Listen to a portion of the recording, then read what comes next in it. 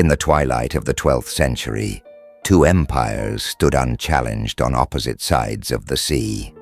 In the west, the great dragon empire of China, ruled by the ingenious and commanding King Einstin.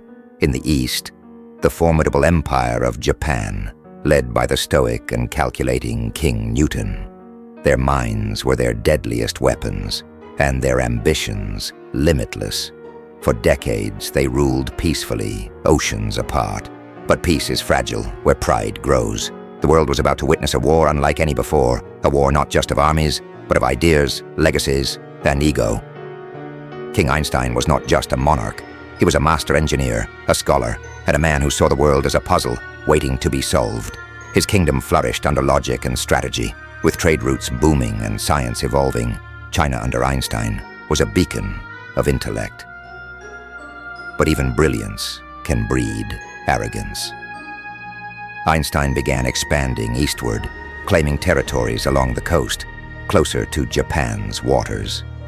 King Newton, known as the Silent Storm, ruled Japan with the philosophy of balance. His every decision measured, his every word calculated.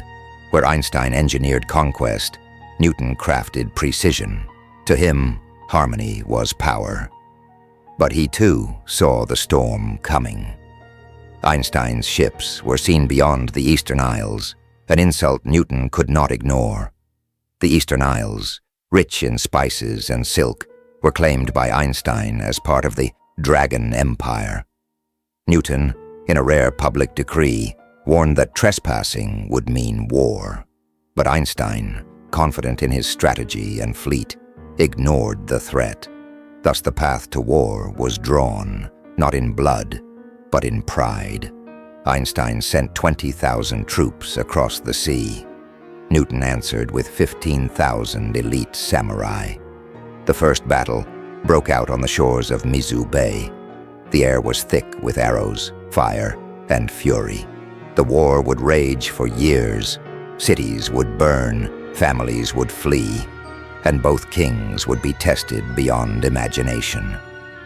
Einstin believed in outsmarting his opponent through strategy and deception.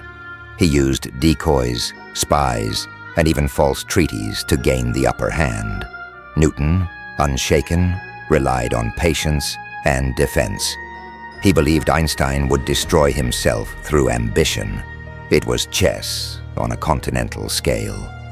But not all war is waged on the battlefield. Einstin's most trusted general, Li Han, betrayed him for promises of land from Newton.